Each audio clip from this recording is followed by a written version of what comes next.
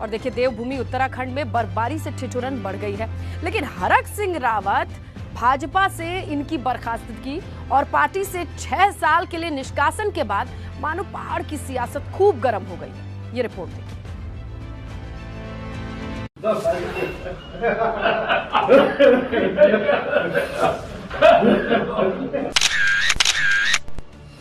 CM Pushkar Singh Dhami के साथ हरक सिंह रावत के ठहाके लगाने वाली ये तस्वीर आपको अच्छे से याद हो।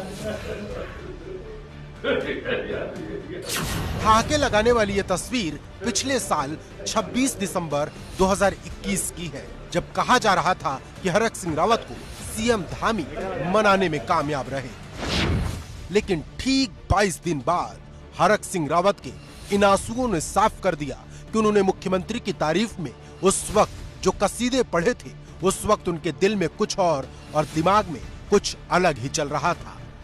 सर भाई मेरे छोटे भाई हैं और प्रदेश के मुख्यमंत्री के रूप में जिस तरह चाहे युवाओं के लिए हो, महिलाओं के लिए हो, अनुसूचित जाति के लिए हो, वो पर्वत क्षेत्र के दूर दराज के गांव के लिए हो, जिस तरह वो काम कर रहे हैं, मेरा आशीर्वाद उनके साथ है।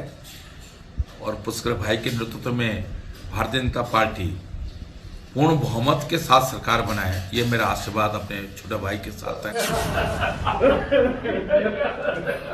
हरक के ठहाके लगाने वाली ये तस्वीर ठीक 22 दिन में ही उनके आंसुओं में बदल गई। ऐसा इसलिए क्योंकि उन्हें कैबिनेट से बर्खास्तगी के बाद 6 साल के लिए पार्टी से भी निष्कासित कर दिया गया। अमित शाह जी ने मुझसे जो है कुछ दिन पहले फोन किया था कि हरक सिंह तुम्हारी मेरी दोस्ती जो है अंतिम सांस तक रहनी चाहिए। 7-8 कॉल थी, मैं नहीं उठा पाया। मैंने फिर देखा कि अमित शाह जी कॉल आया तो मैंने कॉल बैक करा, तो कहने यार तेरी मेरी दोस्ती अंतिम सांस तक रहनी चाहिए। मैंने कहा बिल्कुल रहेगी। मैंने कहा आपको शक है क्या? कह रहे लोग कैसे कह रहे हैं? मैंने कहा भाई साहब कैसी बातें कर रहे हो। लेकिन मैं आज मैं बहुत खुश हूँ। आज इतना खुश हूँ, दुख इस बात का जब मैं उन परिस्थितियों में जा रहा हूँ तब मुझे आंखों में आंसू आ रहे हैं। लेकिन मैं खुश इसलिए हूँ कि मेरा एक बोझ कम हो गया, कि मैंने अपने वायदे को पूरा किया। मैंने नहीं पार्टी छोड़ी, मैंने नहीं अमित शाह को धोखा दिया, उन्होंने मुझे धोखा दिया। हरक सिंह रावत के बर्खास्तगी के पीछे की वजह बताई जा रही है कि हरक लगातार लैंसडाउन सीट से अपनी बहू अनुकृति के लिए भाजपा संगठन से टिकट की मांग कर रहे थे, जिसको लेकर वो पार्टी आलाकमान पर भी दबाव बढ़ा रहे थे। वंशवाद से दूर चलने वाली पार्टी है और सबका साथ, सबका विकास, सबका विश्वास और सबका प्रयास जो एक मंत्र है, उस मंत्र को लेकर हम आगे बढ़ रहे थे। उसमें कई बार जब वो बातें करते थे तो हम लोग असहज भी होते थे, लेकिन फिर भी चूंकि हमारी पार्टी, हमारा परिवार बड़ा परिवार है, हमने कोशिश करी हमेशा उनको लेकर चलें। लेकिन यहाँ पर चूंकि स्थितियाँ ऐसी हो गई कि वो अपने समेत अपने परिवार के लिए और अन्य लोगों के लिए पार्टी पर दबाव कर रहे थे, तो इसलिए पार्टी ने निर्णय लिया।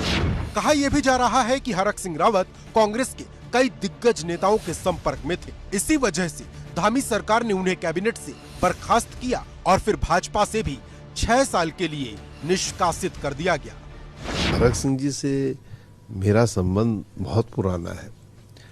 कई बार वो दूसरे राजनीतिक दल में रहे और मैं कांग्रेस में रहा, लेकिन जो आपसी संबंध है वो यथावत रहे। तरीके से जो है उनको निकाला गया, मैं समझता हूँ उससे वो आहत भी है। अब वो निर्णय उनको लेना है। उन्होंने कहा है कि मैं कांग्रेस में सम्मिलित होने जा रहा हूँ, तो राष्ट्रीय नेतृत्व जो है इस परिप्रेक्ष्य में निर्णय लेगा। जो निर्णय होगा वो सबको स्वीकार्य होगा। इस विषय में कोई टिप्पणी नहीं करना चाहूँगा, क्योंकि मुझे इस विषय में कुछ मालूम नहीं है। न हरक सिंह जी ने कुछ कहा है, अभी उन्होंने कांग्रेस पार्टी ज्वाइन नहीं की है और न मुझे उन्होंने ज्वाइन करना चाहते हैं इसकी जानकारी। यदि कोई काम करना चाह रहा है तो किसी के हाथ कोई पार्टी बांटती है, हजारों लाखों लोग करते हैं।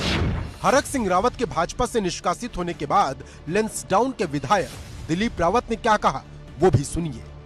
निश्चित रूप से मैं समझता हूं कि जैसा उनका राजनीति में कई साल उनको वर्ष हो गए हैं, तो मैं समझता हूं कि अपरिपक्व जो राजनीतिक होती है वो उनकी थी नहीं, क्योंकि जिस बहू के लिए वो लड़ाई लड़ रहे हैं उनका राजनीति में कोई योगदान नहीं, समाज में कोई योगदान नहीं, खाली किसी फैशन डिजाइनिंग में पुरस्कार पा लेना, ये कोई मापदंड नहीं है समाज का। ऐसा माना जा रहा है कि अब हरक सिंह रावत अपनी बहू अनुकृति के साथ कांग्रेस में शामिल हो सकते हैं।